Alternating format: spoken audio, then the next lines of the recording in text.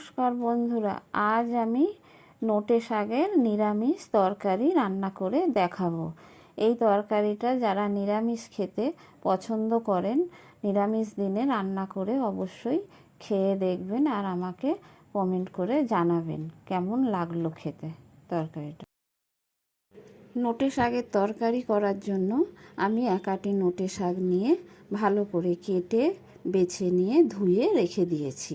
আর নিয়েছি উচ্ছেগুলো ছোট ছোট করে কেটে ধুয়ে নিয়েছি কাঁচকলা, আলু, আদা বেটে নিয়েছি আর কাঁচা লঙ্কা চিড়ে নিয়েছি। আর নিয়েছি বিউলির ডালের বড়ি। এবার আমি কড়াইয়ে গরম করতে বসিয়ে দিয়েছি। ওই কড়াইয়ের মধ্যে শাকটা দিয়ে আমি একটু ভাপিয়ে নেব। লবণ আর জল দিয়ে ঢেকে দিলাম। শাকটা অনেকটা কমে গেছে। শাকটা এবার আমি নামিয়ে রেখে দেব। ওই কড়াইয়ের মধ্যেই আমি তেল গরম করতে দিয়ে দিলাম। তেল গরম হয়ে গেছে।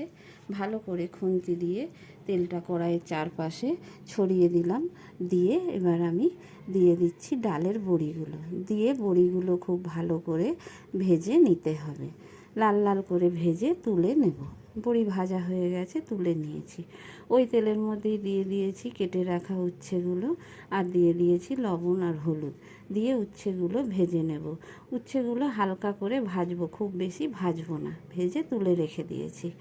ওই তেলের মধ্যেই দিয়ে দিয়েছি একটা শুকনো লঙ্কা, 5 ফোড়ন আর দিয়ে দিলাম চেরা কাঁচা লঙ্কা। দিয়ে ফোড়নটা ভেজে কাঁচকলা আর আলুগুলো দিয়ে দিয়েছি। দিয়ে দিলাম লবণ আর দিয়ে দিলাম হলুদ। দিয়ে ভালো করে খুন্তি দিয়ে নেড়ে চেড়ে নিচ্ছি। খুব ভালো করে ভেজে নিতে হবে কাঁচকলা আর আলু ভাজা হয়ে গেছে। বেটে রাখা আদাটা দিয়ে দিয়েছি। দিয়ে আদাটা আলু আর কাঁচকলার সাথে ভালো করে আমি কষিয়ে নিচ্ছি। নিয়ে এবার দিয়ে দিচ্ছি জিরের গুঁড়ো আর ধনের গুঁড়ো। দিয়ে এবার দিয়ে দিলাম হলুদ।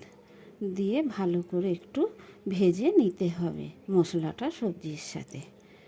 ভেজে নিয়ে আমি দিয়ে দেব পরিমাণ মতো জল। ভালো করে ভেজে নিয়েছি মশলা।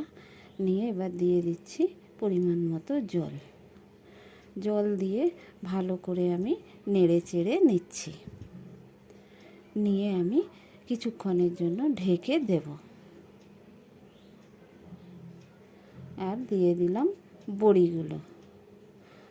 জল ফুটে উঠেছে, বড়ি দিয়ে দিয়েছি। দিয়ে খুন্তি দিয়ে ভালো করে নেড়ে চেড়ে নিয়ে আমি এবার ঢেকে দিয়েছি, যাতে আলু কাঁচকলাটা একটু সেদ্ধ হয়ে যায়। ঢাকা খুলে নিয়েছি। কাঁচকলা আলু ভালোভাবেই সেদ্ধ হয়ে গেছে। এবার আমি শাকটা দিয়ে দিলাম। শাকটা তরকারি নামানোর কিছুক্ষণ আগে দিতে হবে। শাকটা আগে থেকে সেদ্ধ করা ছিল তো, তাই জন্য একটু নামানোর আগে দিলেই হবে। দিয়ে একটু ঢেকে দিলাম। ঢাকা খুলে নিয়েছি। এবার তরকারি খুব ভালোভাবে হয়েও এসছে। এবার দিয়ে দিয়েছি লবণ। দিয়ে আবার একটু নেড়ে চেড়ে নিলাম। নিয়ে দিয়ে দিলাম উচ্ছেগুলো। নামানোর আগে দিয়ে দিয়েছি উচ্ছে দিয়ে খুব ভালো করে নেড়ে চেড়ে নিচ্ছি। নিয়ে এবার আমি তরকারির মধ্যে দিয়ে দিচ্ছি একটু মিষ্টি না দিলেও পারেন, যারা মিষ্টি পছন্দ করেন না দিলেও ভালো লাগবে খেতে।